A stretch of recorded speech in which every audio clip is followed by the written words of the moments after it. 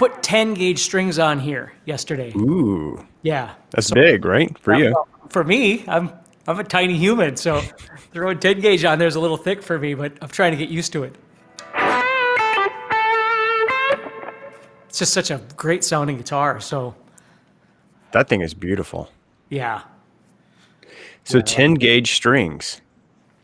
Well, and this is a shorter neck length, right? So it's a little bit easier to play. Like I wouldn't throw 10 gauge probably on my normal Ibanez guitars or something with the 25 and a half scale length. So it's a little bit easier, but.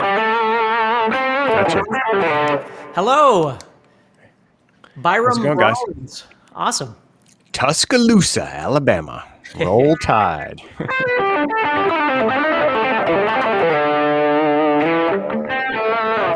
Paul from Arizona. Hey, Steve. Hi, Paul from Arizona. Lars. Home sweet. Yep. Lars from Stockholm is here. Cool. Nice to see you too, Michael. All right. Birmingham, UK. Spot of tea for you there, Steve. A spot of tea. That's my best British accent. Very good. So just let us know if you can hear us okay, if you can hear my voice and, of course, the guitar. I was struggling with this thing to try and get the best sound out of this and out of this Restream software. So hopefully it works okay. Roll Tide.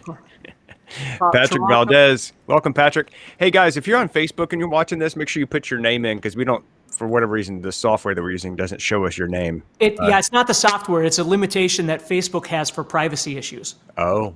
Yep. Got it. Well, anyway, if you want us to see your name, guys, on Facebook, make sure you put your name on there and tell us where you're from. Thanks for joining us today. We're doing a little creative blues soloing session.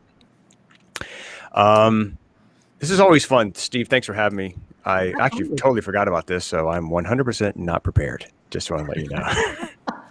No one cares what I think. I'm just here to learn like everybody else. Wow, someone from Lebanon, from South End, UK, from North Carolina, the Philippines, Detroit. Wait, sorry, these things are going by us. Detroit, Rock City, Michigan, for sure. Very cool. Indiana. Awesome. This is so cool, man. To me, this is like magic. Every time I get on here, there's all these people from all over the planet. It's fun, dude. Like, is this really happening? Guys, thanks for being here.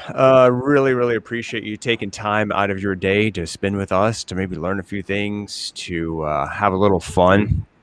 We're broadcasting this live right now. And if you'd like to learn some creative blues soloing, stick around. Some tips and some tricks. Again, as you're piling in here, make sure that you let us know where you're from.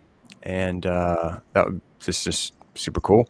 If you want to learn, go deep dive into the stuff we're going to be talking about today. Steve has a brand new course, never before seen, in fact. It's called Creative Blues Soloing. And it's available right now at guitarzoom.com. Just go there and click on the big link at the top. This is so cool. Trinidad and Tobago. How do I say that? I don't know. Istanbul, India. Yeah, I know. It's always amazing to me. Melbourne, India, Liverpool, Canada, Phoenix. Ken Johnson, Tony Lee. Guys, this is so cool. Thanks for being here. Really appreciate you. All right, so here's the way it's going to work today, guys. We're just going to, Steve's going to do his thing. Don't forget to minimize me, Steve, because nobody really wants to see me when you do your demos. Yeah, I will. We're going to try to answer some questions. So if you have questions as we go along, please pop in your question to the wherever you're watching this, YouTube, Facebook, or wherever. And we have someone here, Michael, who's going to help us try to take some of the best questions, and we'll try to, at some point, answer those for you. It should be super cool. And then we're going to be done in about an hour. And we'll also, if you're joining us late or whatever, don't worry.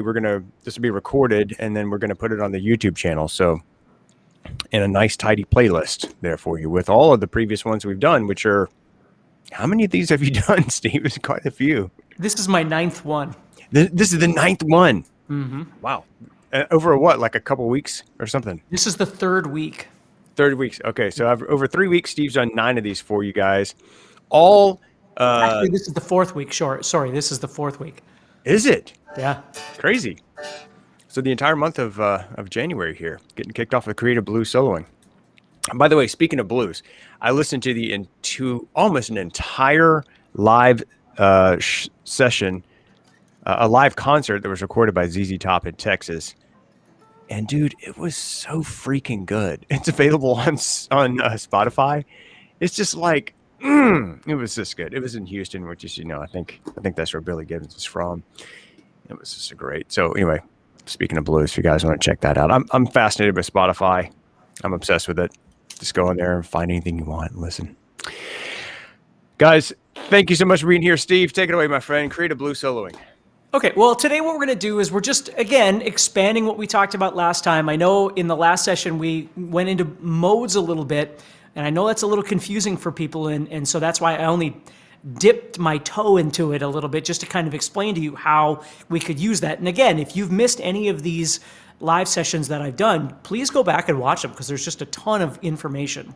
So each one that we're doing, I'm just kind of stacking on to the last one that we did.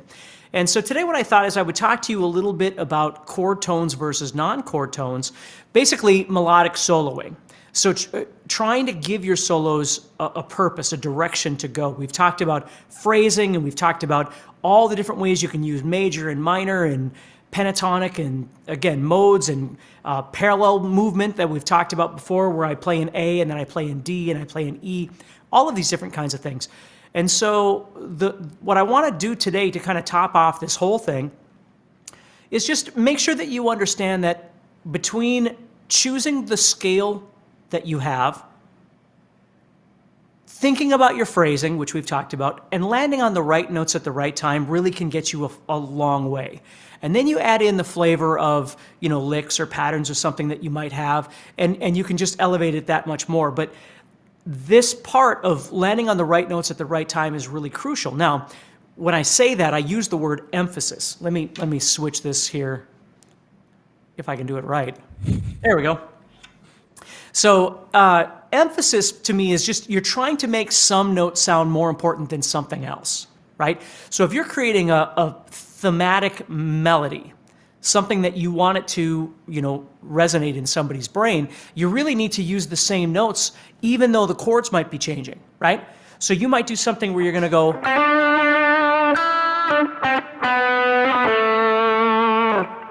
and then you might do that again,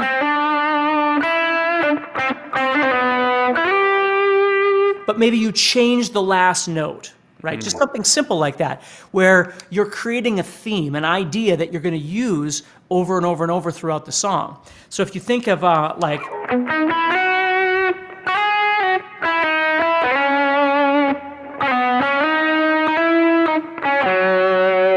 something like that, which you may have heard before. That's enough to playing that so they don't shut me down, right? But that idea of just playing that little bit of something, that's the theme. That's the idea. And there's chords being changed underneath there, behind there, but you keep going. So the first thing that we need to understand is when you're thinking about melody, you're either trying to make a connection to each chord as they come up, which we're going to do, or you're creating a theme, an idea that gets played regardless of the chord changes that are happening. Now, when you're writing, sometimes you have to spend a little time trying to figure out whether or not the theme that you've written actually functions well with the chords that are underneath it, right? So what I wanted to do here is just, all I did was I went out to YouTube here and just grabbed a track. I had a bunch of stuff to do this morning, so I didn't make any tracks or anything this morning, just a backing track here. This one's in A minor, okay? Now, minor is always a nice place to start when you're trying to play melodic because it's so much more dramatic than major is. So, and that, don't get me wrong, it doesn't mean that major can't be dramatic. I'm just saying if you're starting and trying to figure this out, playing over a minor chord progression's an easier way of trying to go about this, okay? So it just, minor lends itself to being very melodic, and dramatic is a great word. So if I play this, let's just listen to it for a second.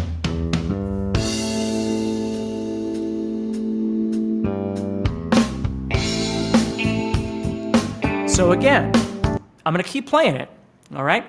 This is, the first thing I think about is, what's the key? Well, the key is A minor, okay? My hope is it's 12-bar blues. I don't know for sure. And What's the groove? Remember we talked about this? Dun, dun, dun, decka, decka, decka, decka, decka, decka, decka, decka, decka, decka. So it's a straight rhythm. It's not a triplet rhythm. It's not a swing. It's straight. There's our 4 chord. And there's our 1 chord.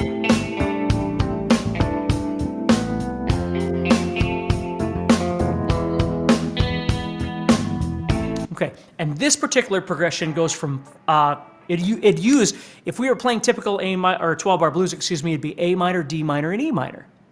But this one actually uses an F major, and it could go to E minor or E major. It's kind of hard to tell in the actual progression here, but so the turnaround at the end, remember we talked about this, the last 4 that tell us we're going to start all over again? Instead of playing 5, 4, 1, 5 like we normally do, this one is going F, and I think it's probably major, E major, and then A minor. So why do I want to know that? Well, when that comes up, I might want to try and emphasize notes of those chords because it might make for a nice little theme, right? Or I shouldn't say theme, but just a melody. If I'm playing... And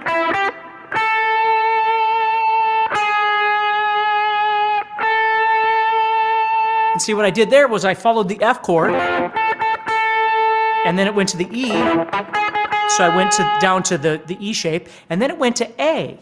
So what I did was I went back up to the note A, instead of getting, that kind of sound. I didn't want that. So I made a nice little theme by returning. Let me play that for you so you can kind of hear what that sounds like. I'm just figuring this out in real time with you right now, so. Super cool. Yeah. So here comes the A.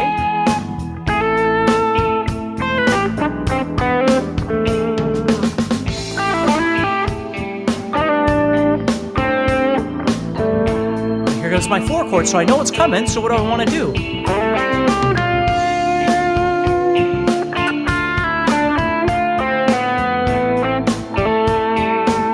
Here comes that F chord.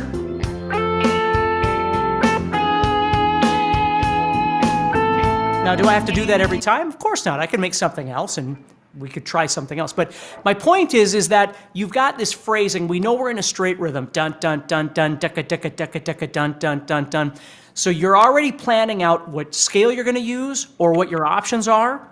Not just the options written on a piece of paper, but what options can you use with your ability today, right now, right? You can plan for a month from now or 2 months from now or 6 months from now, and you should do that, absolutely.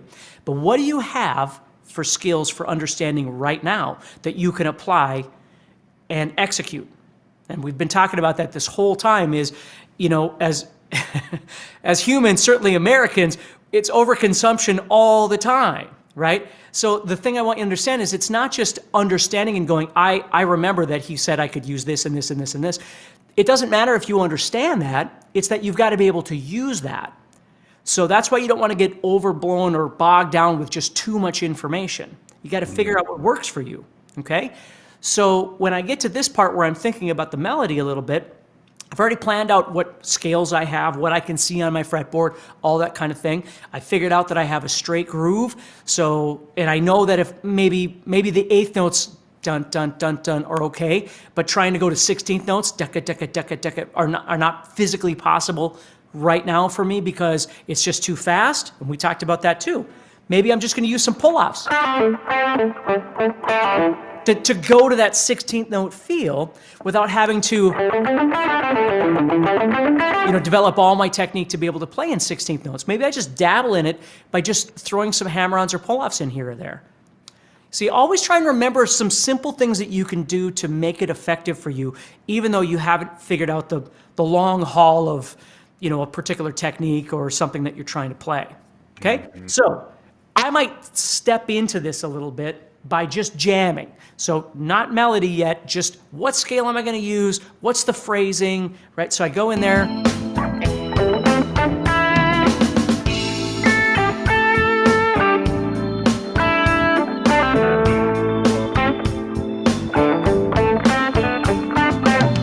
be honest with you, I can't really turn off the melody thing because I can hear the chords coming, so my fingers want to go to the proper notes anyway. But I'm just trying to show you.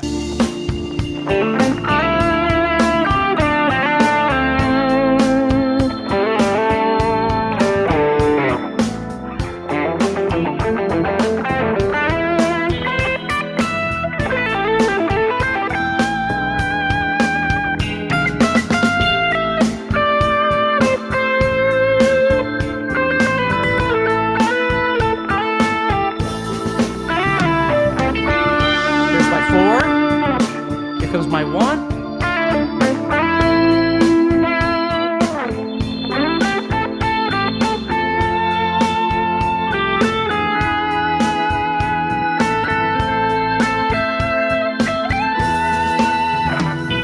Okay, so as you start combining all these ideas together, it becomes more and more like music. It begins to sound more and more like you want. So if that kind of makes sense, I know I'm kind of throwing a lot at you because I'm combining some of the things that we've talked about before. But the most important thing is that when the music starts, I've got a plan. I've got some ideas of things that I want to do. And I know I'm using A minor. And I know I'm using D minor. So I'm already aware of those shapes, right? Maybe you're thinking in terms of triads and the notes on your fretboard. Maybe you're not. Maybe you're just thinking in terms of chord shapes that you can see on your guitar, right? But when that A minor comes up, I don't just want to go. I don't want to do that. I got to try and make some sort of connection to the chord that's going to sound melodic. And again, if I want to play this, I'm playing 8 to 5 here. Maybe what I'll do is I'll come up to the 8 with my first finger, and I'll do something else to make it sound a bit more interesting. Instead of just playing 8, 5, I might do that hammer on up to 10. You see? So there's lots of different things that you can do. What amp am I playing through? I'm playing through the Kemper right now. So that's what I'm doing. I've got there's some Fender Twin reverb tones that I absolutely love in this thing that I use a lot. So I've always loved Fender Twins, and I don't own one, and I don't see myself buying one. So the Kemper facilitates me having sort of a Fender Twin tone. Is that it back there? Is that the Kemper? That you see on your right? Yep. Cool. Yep. Yeah. So I'm gonna get my anyway, hands on one of those at some point, I think. yeah, it's a lot of fun. I mean, you know, I don't really question whether or not it sounds exactly like or doesn't sound like. I don't have a Fender Twin. So what I have right now doesn't sound anything like a Fender Twin. Nothing sounds far less like a Fender Twin. That's awesome. Hey, let me throw this at you, Steve. Yeah. Actually, let me ask everybody who's on this call. First of all, thank you guys again for being here. If you're just now joining us today, we're doing creative blues soloing, and Steve's showing you some super cool ways you can have follow chords and choosing scales and that kind of thing. We're kind of wrapping this series up on creative blues soloing. Everything that we're talking about today is covered in Steve's new course, and it's called Creative Blues Soloing by Steve Stine, and it's available right now at GuitarZoom.com. And a whole lot of people have already signed up for this thing. And if you have, guys, if you've already actually gotten this course, come back and tell us, post here for us, wherever you're watching this, what you hope to learn from this course. Why did you invest in it? And what do you hope to learn? I also have a question for everybody who's watching this right now. I would be curious to know, why is guitar playing important to you? Why is guitar playing important to you? Everybody has their own reasons. Everybody has their own styles. Everybody has their favorite bands, their favorite guitar players who inspired them. I always love reading your stories, and I know Steve does too. But why is it important? And I think I saw Steve Lemoyne on here just a second ago. We have people that have been following us, or following you, Steve, for a good decade now or longer. We've been doing this since 2005. We have people that continue to come back and continue to learn, and we have some real amazing success stories. But why do you play? What is it? What's the thing that's inspiring you to continue to want to learn? And how can we You know, like what's the one thing that's driving you to want to learn more? And that would help us kind of help tailor this message and the rest of this this session here for you today, if we kind of knew some of those things. So let us know about that. Playing guitar is a great escape from the rat race. Boy, amen to that. Makes me forget my depression state. Yeah, you know what? I get it. It's fun and releases emotion. Yeah. Investing my time into something worthwhile. Yeah, I love that. It's a challenge. It's satisfying to hear myself make music. Yeah. Makes me feel relaxed to play guitar, and Steve's an awesome teacher. I got the blues course and many others to open up everything. I love playing. Thank you so much for your support. It's fun and releases a great release from work, from the workday. Yeah. Yeah. Keeps me, guitar equals releasing depression. Yeah. Playing soothes the soul. Wow. Helps calm me down. These things are flying in. Helps calm me down and feel positive. I love it. I love it. Thank you back for a little ways just to answer some questions once you get some things there. Yeah, yeah. The expression of your inner thoughts and feelings, says Sam Stamos. Lars said, got the creative blues soloing for a few days. Oh, where did it jump to? A few days ago, the bonus stuff first. Sorry, I missed it. These guys, thank you so much for your comments. I really appreciate it. This is super cool.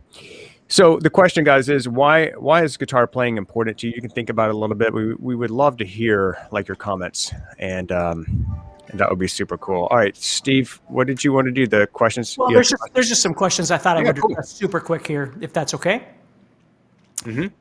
Okay, so Byram from Facebook says, can you give us an example of the major scale over the 4-chord?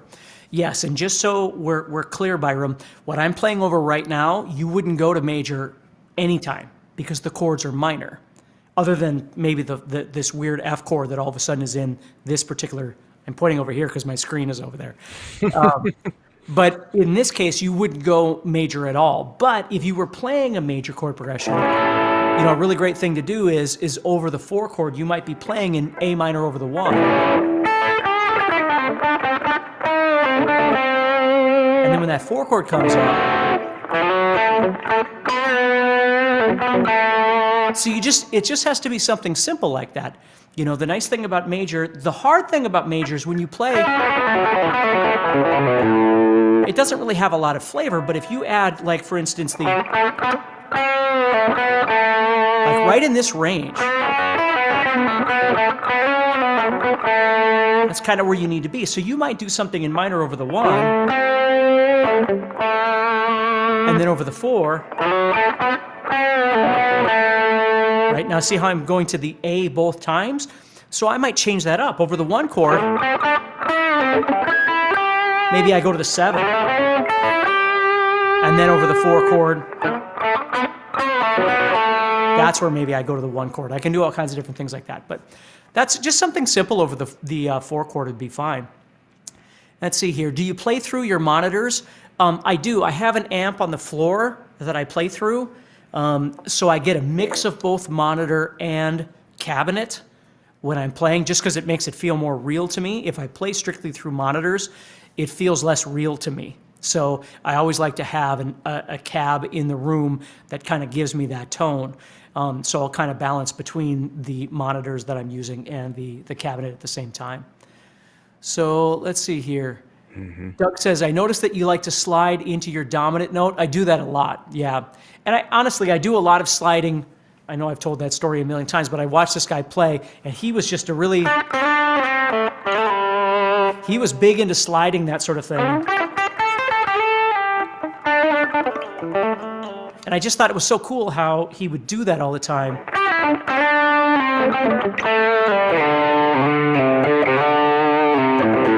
And it adds so much to the sound of the guitar when you learn how to add those kind of, again, I always call them vocal effects, human effects, bending, sliding, hammer-ons, pull-offs, vibrato, that sort of thing. Those things are just so important. Mm-hmm. Tony says, do you subconsciously use plotting points as a starting point to follow the chords? Yeah. Yeah. I mean, I'm definitely plotting points, whether I'm thinking about it in terms of the chord shape or the interval or something. But for sure, the best way I can describe it is I'm anticipating the change, right? It doesn't mean that every time I make it, that there's a chord change that I have to acknowledge the next chord. I don't. If I'm in the middle of playing, like let's say I'm doing something and let me get to a part where it's changing. So here comes the part.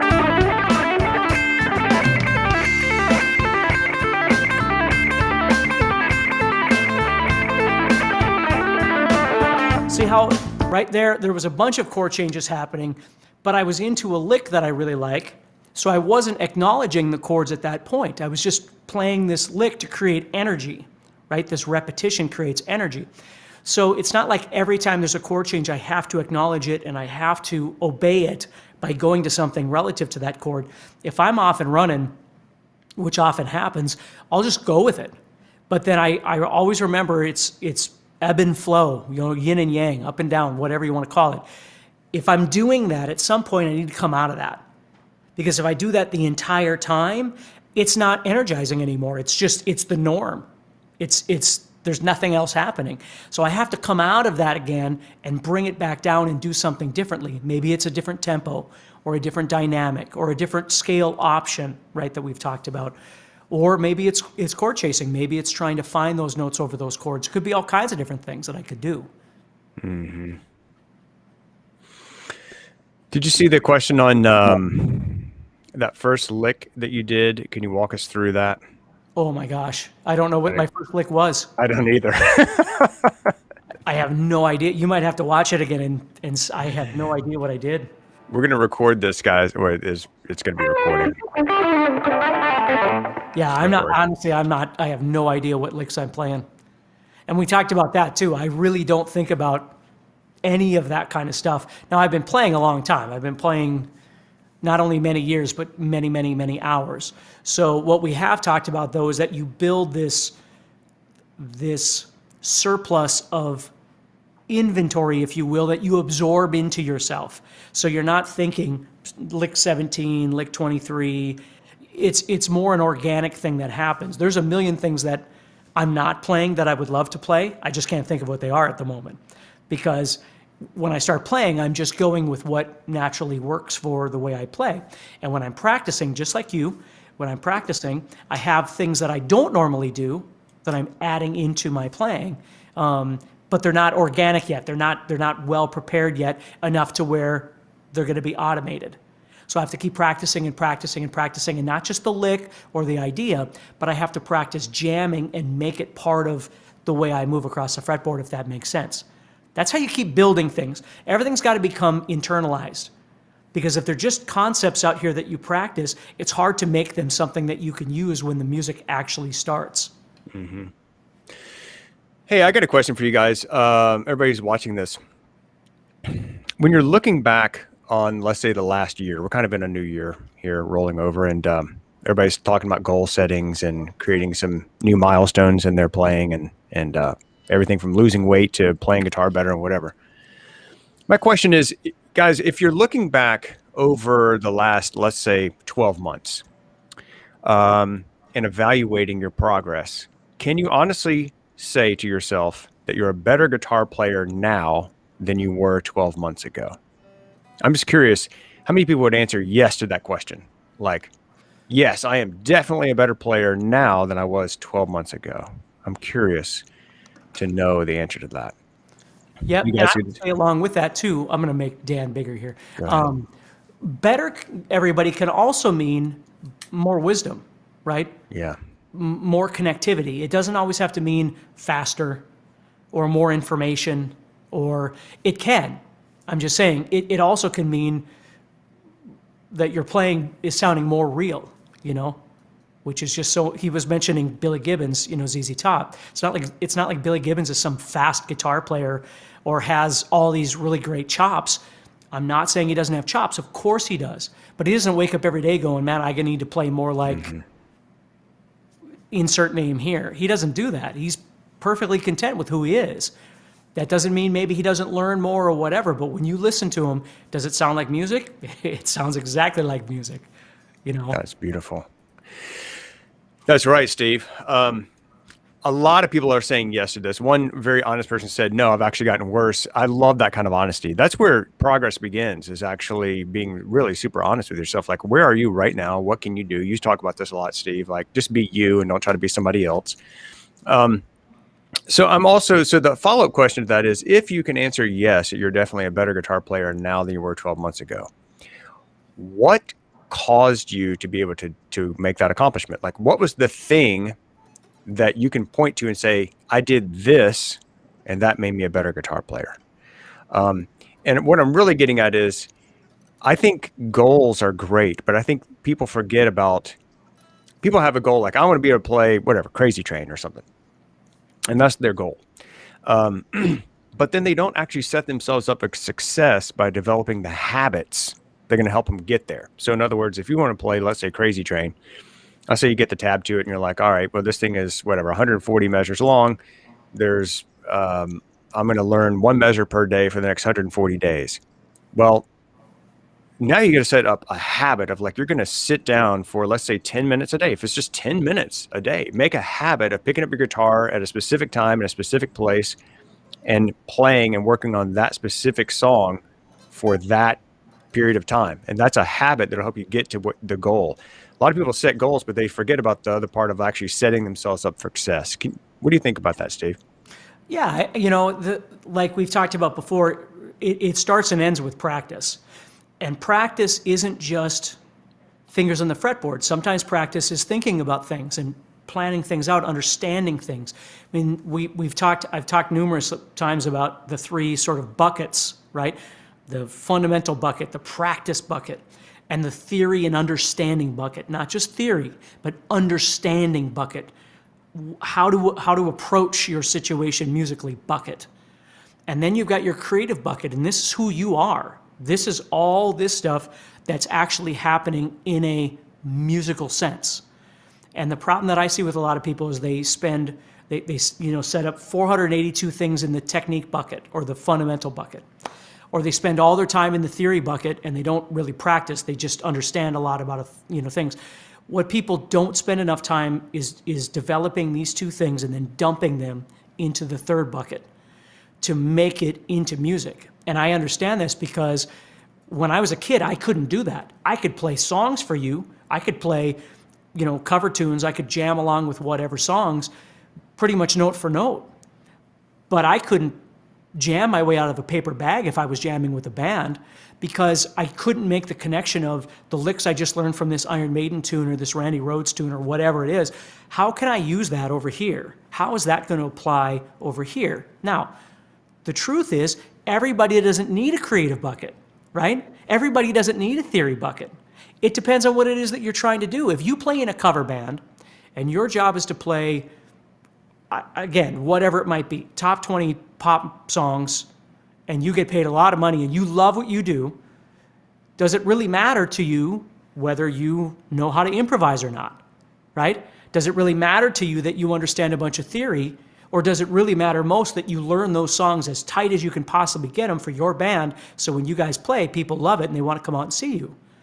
It's not my job to judge you. I'm just telling you that you have to, like Dan was saying, you have to project a little bit and think about what it is that you want to be doing, and then you need to build steps to get there. Mm-hmm. I'm long-winded today. It's a Monday, so it is Monday, isn't it? Yeah. Okay. They all run into each other these days. They do. But, that's something to think about a little bit is what do you need? Like there are times when I was younger, I spent uber amounts of time in the technique bucket. Man, hours, 8 hours a day I would practice things. Just a machine at that point in learning things. But I couldn't solo improvise to save my life. And then there's this whole thing of musicality, of playing with a band, and what does it feel like, and how do you interact with musicians? It's way different than playing along with YouTube. Feels entirely different. There's an entirely different thing happening there. So the most important thing is begin to, like Dan said, begin to think about what it is that you want to accomplish, and then start making real plans on how you could get there without condescending yourself constantly. I'm not good enough. I can't do this. I'm not good enough. Okay, so let's deal with who you are and what you can do and work from there, right?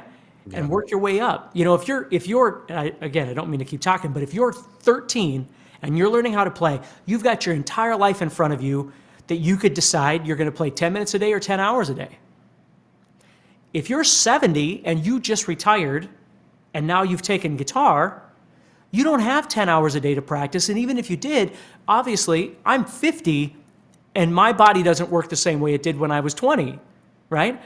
So you have to be realistic about where you are and what it is that you want out of what you're doing. Doesn't mean you can't dream. Of course you can. But dreaming is something we do when we're sleeping. We're awake, right? You know what I mean? We gotta make a logical, realistic approach to how we're going to accomplish the things that we want to do, not just dream. Mm-hmm. Mm-hmm. Good stuff, man. See, I love when the discussion goes like this. I'm curious, do you guys like when we get on these discussions of like this kind of theoretical stuff, or yes or no? That's a question that I have for you. Also, if you are just tuning in, don't worry.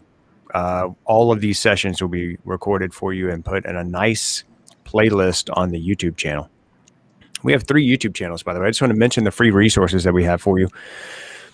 We have the GuitarZoom YouTube channel. We have Steve Stine YouTube channel. We have Guitar Songs. It's called a GuitarZoom Songs channel. We have a podcast now. Maybe somebody could, if you can find the links to those things I just mentioned and post them up so everybody else can find it, that'd be super cool. We have a podcast now, which is apparently getting quite a few downloads and a whole lot of like good reviews, which is awesome. So we have 3 YouTube channels. We have playlists. We have a podcast for you. Lots of free learning resources.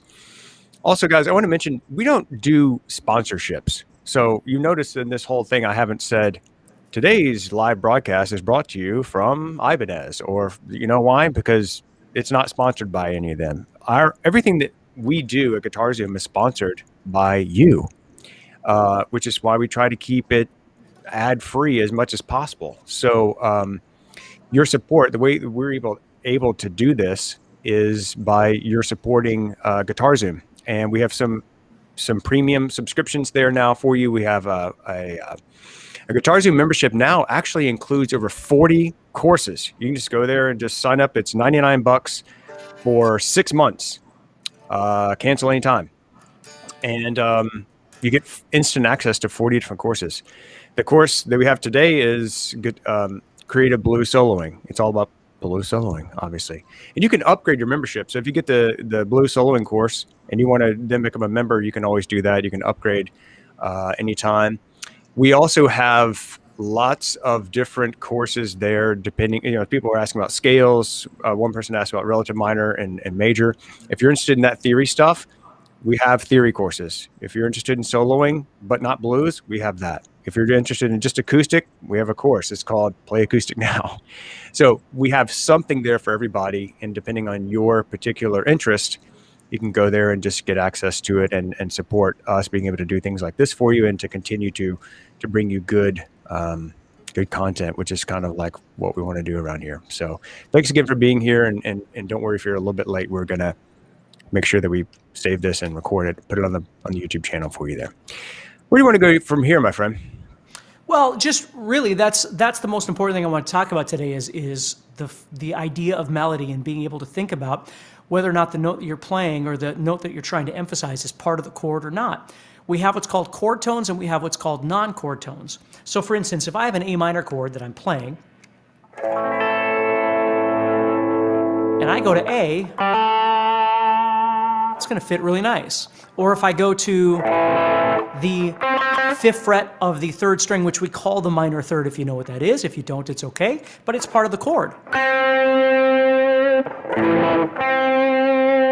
It sounds really nice, okay? But there are times as well where you might go to something that isn't part of the chord. Like for instance, if I play an A note and I go to the 4th fret of the 3rd string, it sounds really moody, okay? Because what I'm doing is I'm stepping outside the boundaries of that chord and playing what we call a non-chord tone, which is just a different note in the scale that isn't just the triad, the root, the third, and the fifth. But when I do that, it might sound really nice, and it might be something that I want to try and target. Now, I can land on that, emphasize that, and if I go like this, and drop down to the A again, it's going to resolve it. It's all going to come back to normal, okay? So you can create a bit of tension by going to a note that isn't part of the chord, and it might sound really, really nice, okay? So you want to think about that. Like if I do something like this, and I play that, this is called a minor 6. I'm on the 6th fret of the 2nd string. Now there's some real tension there. When the D minor chord comes up, it's going to resolve though.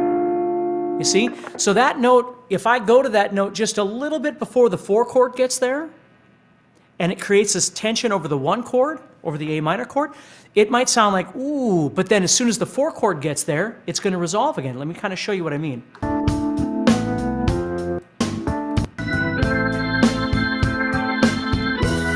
Okay, so here's our 1.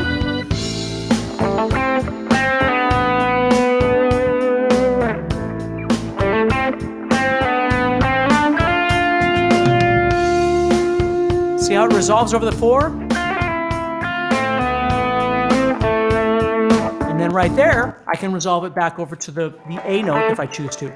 So I have to be careful with that a little bit, because if I emphasize everything, I always tell people this, if you emphasize all the notes of your scale, you're emphasizing nothing.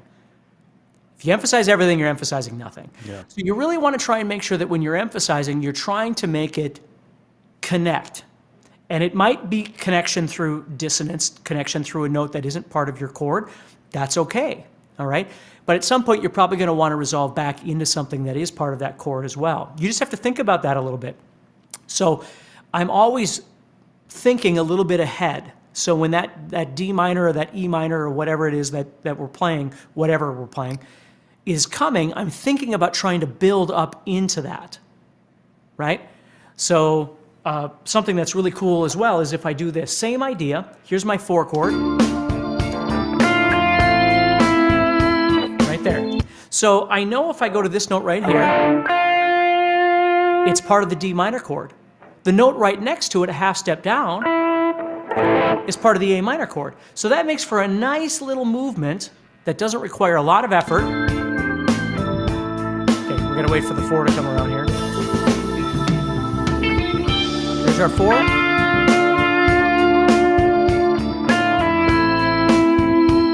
And comes that E, right? Oh yeah, it goes to F and then E. You see? So there's sometimes very small movements that you can take. It doesn't have to be like that the entire time. Sometimes you might just build in. Now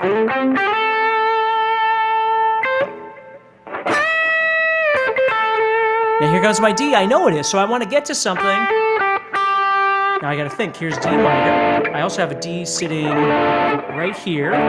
So if I might just go right back to that note again. So if I play over the 1, and here comes the 4 chord, I could go to that note again over the 4 chord, and it's going to sound great. So we don't always have to go to something different. We always don't have to go far distances. Sometimes we can just go to something very, very, very close, but because it's making that connection to the following chord, it's going to sound really cool. Yeah. Cheryl, let me see if I can grab her last name here. Oh, I lost it. Anyway, she said, can you, after you teach like that, could you like play it all and put it together for us so we know what it sounds like? Sure. So what we'll do is we'll try and put together these notes over the 4 and the 1, and we'll try and put together this over the 1 and the 4, right? So let me start it all over again so I know where I'm at here. So I've got some time over the 1 before the 4 comes, right?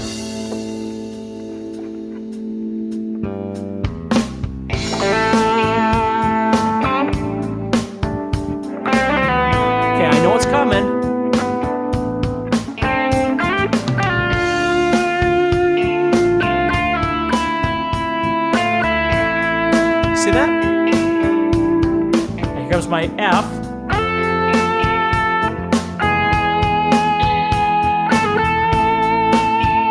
And here's the part I was talking about. So here comes that 1.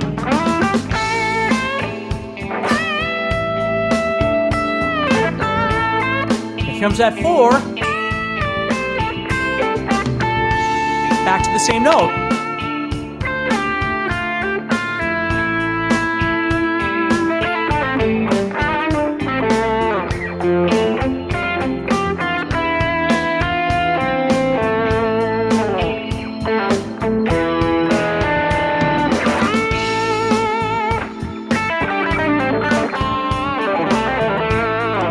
Here's that 4. So this time I'm going to come up here. Here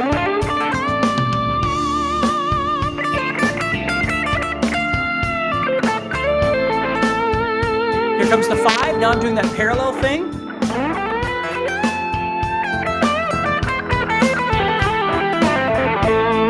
You see? So right there in my mind, I'm thinking, here comes the 5 chord.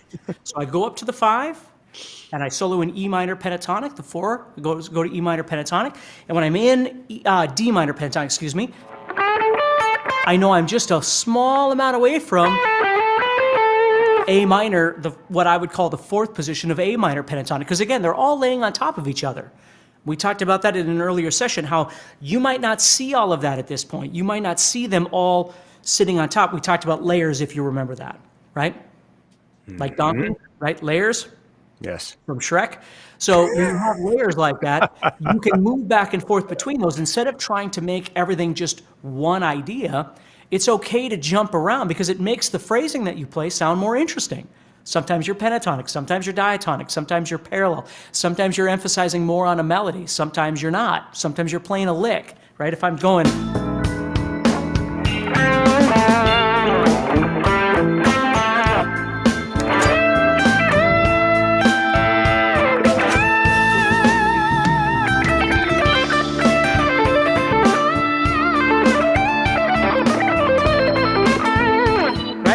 I kind of get lost in the movement that I'm doing. It doesn't mean I don't know that the 5 or the 4 or something is there. I do.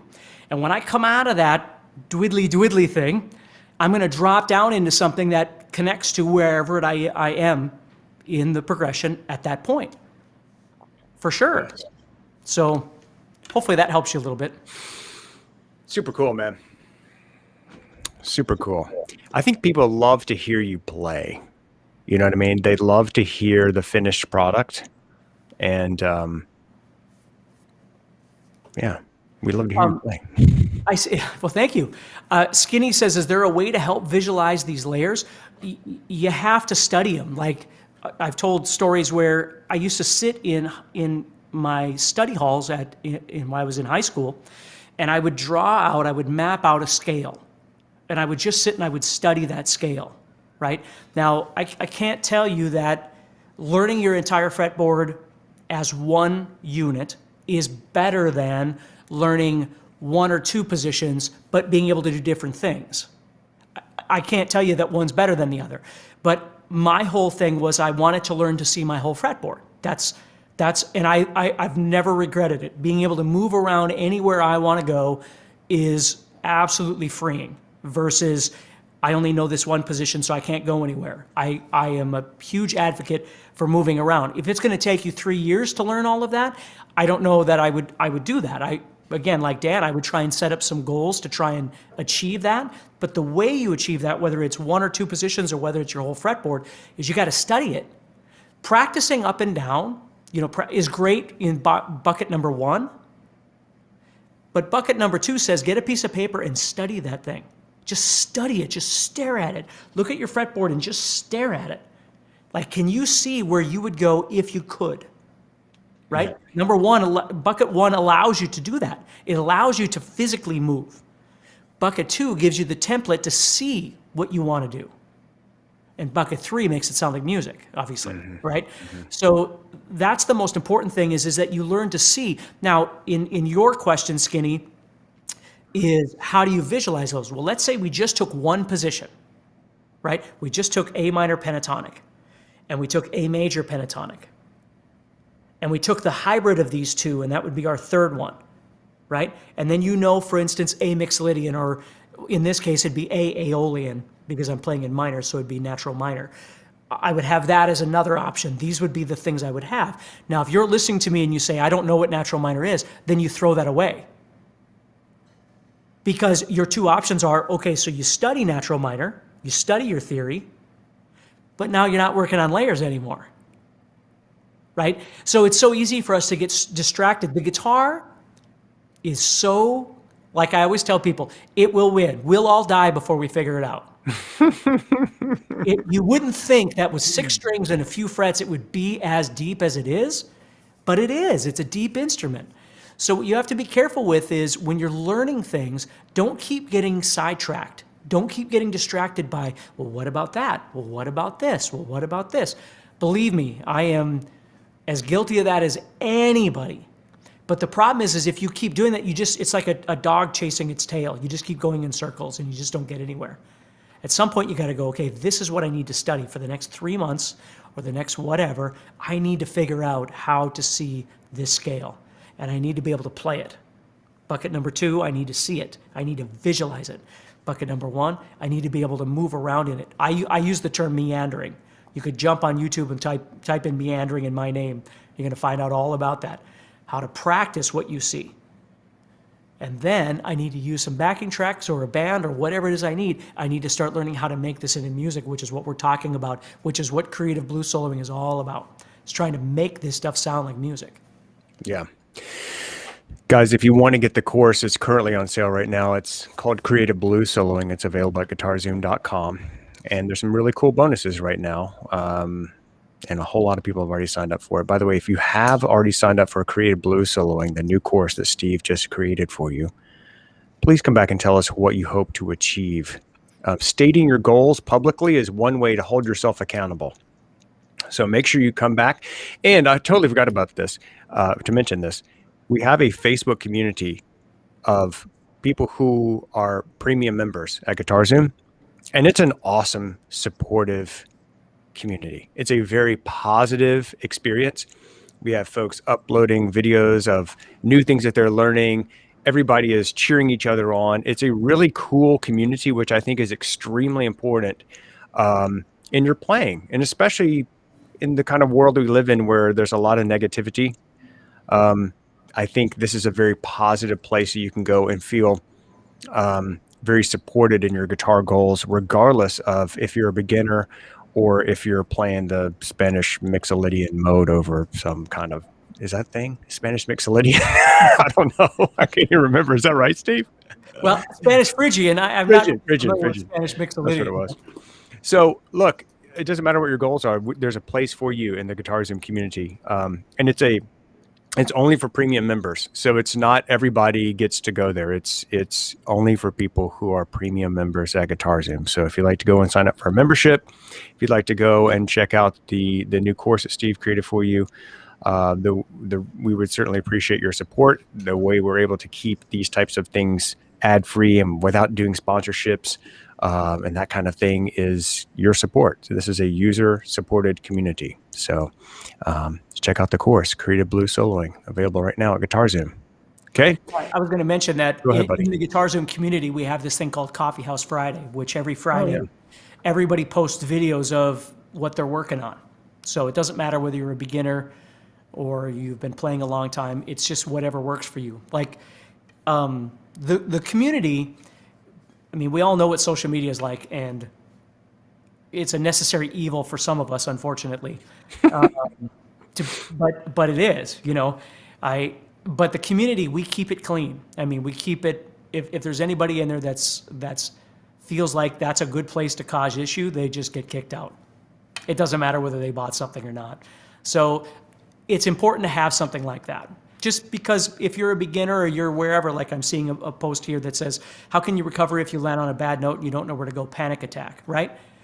Everybody lands on a bad note. Every single player on the planet lands on a bad note.